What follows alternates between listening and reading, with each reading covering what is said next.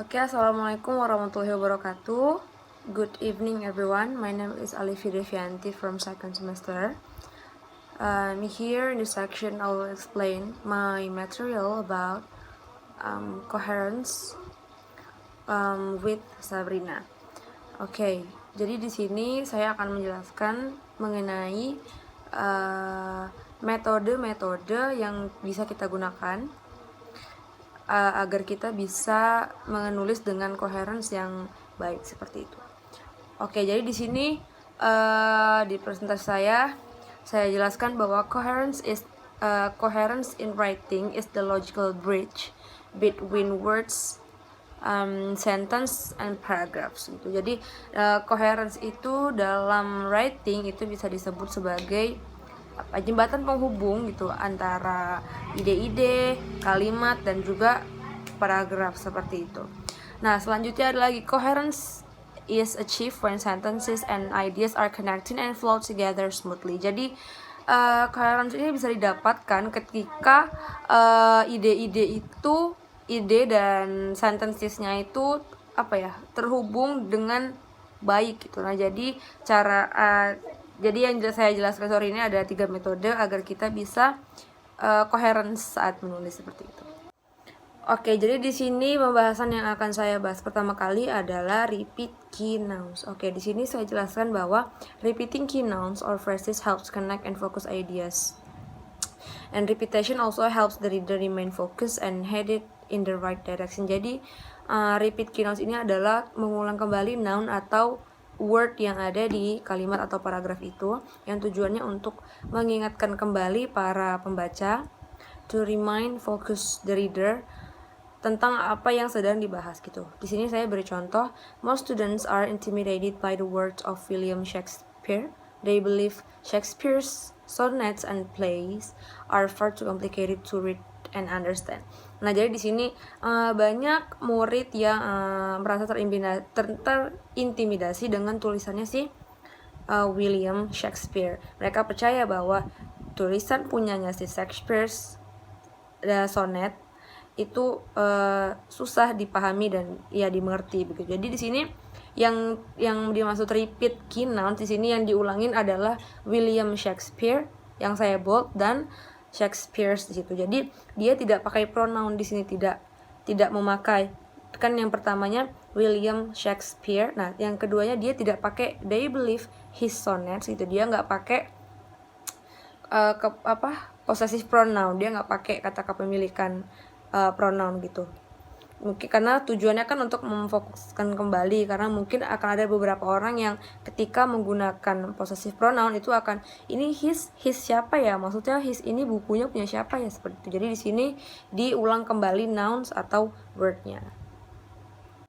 Oke, baik, sekarang pembahasan yang kedua adalah use consistent pronouns gitu. Jadi yang kali ini itu menggunakan pronoun. Di sini, pronouns are used to link or connect sentences by referring to preceding nouns and pronouns. And pronouns can also help create paragraphs that are easy to read by eliminating wordiness and unnecessary repetition. Jadi, kalau tadi repeat key nouns itu diulang, tujuannya untuk memfokuskan kembali. Di sini kalau yang consistent pronoun menurut saya itu justru menghilangkan kata-kata yang tidak terlalu dibutuhkan atau tidak pemborosan kata-kata seperti itu. Jadi tidak diulangi, maka dia menggunakan pronoun atau kata ganti. Nah, di sini example, Mike Thompson agreed to meet with members of the workers union before he signed the contract. He was interested in hearing their concerns about the new insurance plan. Jadi di sini di kalimat pertama itu masih menggunakan nama orangnya gitu ya, masih menggunakan jelas nounnya gitu. Mr. Thompson agreed to meet with members of the workers unions before. Nah, setelah before itu ada he signed the contract. Nah, di situ he itu kan sudah menjadi pronoun, jadi tidak seperti di repeat key nouns tadi, tidak diulang Mr. Thompson's signed the contract gitu. Nah, terus yang selanjutnya juga he was interested. Nah, masih menggunakan pronoun, tidak disebutkan Mr. Thompson was interested seperti itu.